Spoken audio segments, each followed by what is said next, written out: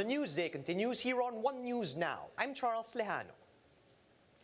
The Philippines came in dead last in the latest Bloomberg Resilience Ranking on the best and worst places to be as Omicron takes over the world. Despite the ongoing surge in Europe and the detection of a new variant in other continents, Southeast Asia continues to occupy the bottom of the ranking.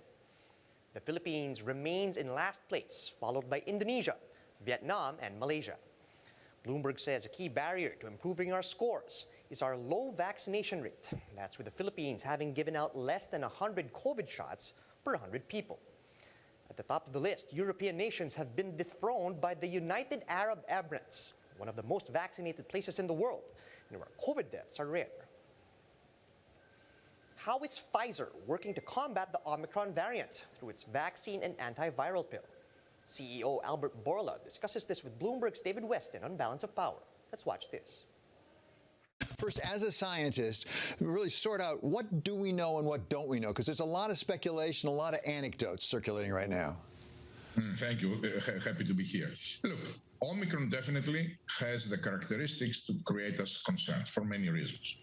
But also, we have been preparing for a moment like that for months right now. And I feel comfortable that the playbook will work. So what is the playbook? One, it is to understand more about this virus. The second, of course, will be to protect against infections. And the third is to treat. Let's take it one after the other to understand. I think there are a few things that are not very clear yet with Omicron. One, it is the clinical manifestation of this new variant. Is it creating more severe disease or not? Is it transmitted easier or not? Is it going to younger or older people? All of these are things that, as we see clinical cases coming out and the numbers are getting bigger, that's something that we will know in a few weeks. The second is, does this virus this variant has the ability to escape the protection of our vaccine? I think that that's something that we will know in a couple of weeks. And I don't expect in any scenario to be that we don't protect at all. Actually, that's extremely, extremely unlikely. I think it could be anything from the protection remains very high to the protection is reduced. It's not 95, it is 70%, for example. And the third is that we need to know, it is if this virus can escape the antiviral effect of the treatments that we have. We have antibodies, we have injectables, and now we have an oral pill. Again, the expectations on that, it is that for the oral pill, which is our pill, I don't expect that the virus will escape the antiviral effectiveness. The pill, the molecule was designed with that in mind. It was designed to be able to maintain efficacy while the variant, like the virus mutates. We are waiting to see if the virus escapes the protection of our vaccine after a booster dose, which will be very difficult, I think, but we need to check it. We have already last Friday started the process of developing a tailor-made vaccine that not only we have very high level of confidence that we will have it ready within 100 days, but we have very high level of confidence that we can manufacture it by billions if needed. Residents from some remote areas in the CARAGA region may now receive their COVID-19 vaccines as authorities travel to their islands in a bid to inoculate more Filipinos against the coronavirus. Mon Gualvez with the report. Cooler boxes with COVID-19 vaccines in hand. These medical personnel from Surigao's city proper carefully loaded this Coast Guard boat. They're aiming to inoculate people from the 21 island barangays who can't just go to the city proper to get their jobs. Aside from Coast Guard, police are also there to lend a helping hand. Kakayanin naman, basta tulong-tulong lang. Kasi lahat naman, LGU, yung PNP, mga other government agency, nagtulong-tulong pati yung Fire, Coast Guard. We accompanied the vaccinators to Nonok Island, which they say they were only able to visit 3 times since the COVID-19 vaccination program started. Yung challenges lang po talaga is yung aming weather, kasi hindi po natatansya kung kailan maganda yung weather. Each of the residents also have their own reasons why they agreed to getting their shot. Kailangan kasi sir, baka mag-apply ng trabaho, hindi ka matanggap dahil walang bakuna. Para may protection na. Kasi kailangan kasi pag next year daw sabi ng mga teachers namin baka mag face-to-face na daw. The good news is, the barangay is now nearing 70% of their target for inoculation. Malaking tulong po ito sa mga constituent ko dito dahil tipid po sila sa gasto. Sa pamasahe lang po nila papunta ng Surigao City at pabalik. Saka yung transportation po dito sa amin, iisang biyahe lang. Isang biyahe lang po, limited pa po yung nakakasakay. We also went to mountainous barangay Maningalaw in Las Nieves, Agusan del Norte. It took us 2 hours to travel from the town proper. Just imagine if the vaccinators would have to deal with this every day. Before we start our program, more on education kami, nagbabahay-bahay kami, so nagbabandilyo pa rin kami. So ganun ang ginagawa. Yes sir, ginagawa pa rin namin yun kasi pag hindi mo gagawin yan, yung utak ng mga tao, especially dito sa mga part na yung mga less educated. To get residents engaged, the nurses printed and distributed information brochures in Bisaya. This, as we ourselves confirmed, many of the residents here were afraid of getting the vaccine. Bakit po? Ano po ba dati ang pangamba ninyo? Baga mapatay kami. Ngayon, na-desisyon na mabuti. Mayroon namang kuwan sa gobyerno, palagi nang nag-auhag ang gobyerno sa radyo, TV, na magbabakuna. The CARAGA government admits they've really been preparing to go to remote areas for the national vaccination days. Kasi ang problema, walang pamasahe magpunta doon sa vaccination center, yung mga tao. So sabi ko, tayo na mag-deliver doon sa vaccine. Anyway, meron naman silang storage na handy. They also admitted it's still difficult to get some of the people in these remote areas to get inoculated. But the vaccinators say they are ready to take on the challenge. For News 5, Mon Gualvez, we are One News.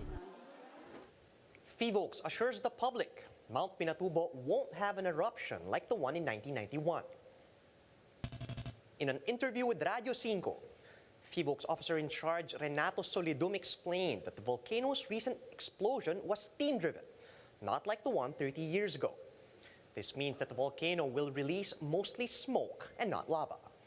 But Solidum warned that such phreatic explosions can still be dangerous to nearby aircraft. Sa tingin namin, baka nabara yung daanan ng mga gas at yun po yung naging dahilan ng pagsabog kahapon. Hindi po ito katulad nung 91 eruption na may umakyat talagang magma. Sa ating pagbabantay sa bulkan, wala pa pong mga senyales na may umaakyat na magma galing sa ilalim.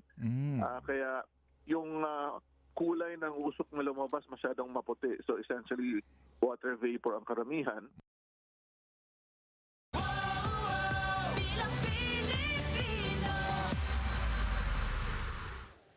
A political expert says Senator Bongo's withdrawal from the presidential race will likely benefit Bongbong Marcos Jr.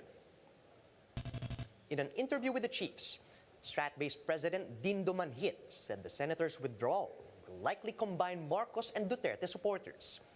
He added that right now, he sees more Duterte supporters praising the tandem of Marcos and Sara Duterte.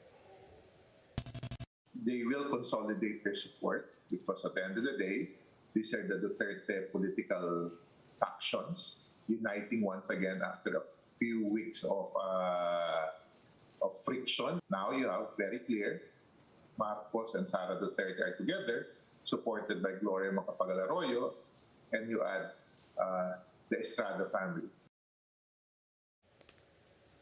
However, another expert says he doesn't see President Duterte backing Marcos. Speaking on the big story, UST Political Science Chairperson, Professor Dennis Coronacion, said that while he thinks the Marcos-Duterte tandem will continue to dominate the surveys, the president will not support Marcos, given the barbs and tirades he threw BBM's way over the past few weeks. if you're going to consider the president's abrasive manners towards Bongbong Marcos in the past several days, it seems that he's not the favored presidential candidate of President Duterte. So it leaves us with the question: who is he going to endorse if he's not in favor of BBM? And at this point, I think it's quite hard to speculate. PDP-Laban is setting the record straight. Bongbong Marcos is not an administration candidate. Membership Committee Head Astra Naik told 1PH sa Totoo Lang that PDP-Laban has yet to decide on which candidate they will endorse following the withdrawal of Senator Bongo from the presidential race. But until then, Naik clarifies that Marcos Jr., who is branded as an administration ally, is not the administration bet. He says it would be wrong to conclude that Marcos is an admin candidate, noting that the former senator is not a member of the ruling party and that PDP-Laban has no alliances with the PFP. Naik also noted that PDP-Laban has its own process when choosing its presidential candidate. The PDP-Laban will follow its process.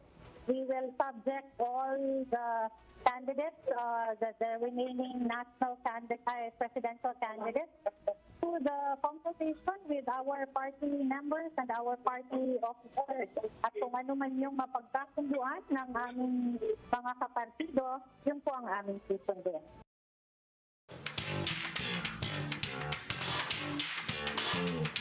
Two big celebrities made headlines on Tuesday. One is Elliot Page, wowing his fans with a new shirtless photo on Instagram. And another is Lindsay Lohan, announcing that she just got engaged. MJ Marfori with the details. Umbrella Academy star Elliot Page is feeling himself, and we are here for it. While he seems to be just checking if his new phone works, fans can't help but zero in on those toned abs. The Instagram post garnered over 1 million likes. Page first gave fans a glimpse of his lean physique May this year after a gender-affirming top surgery. He came out as a transgender man in December of 2020.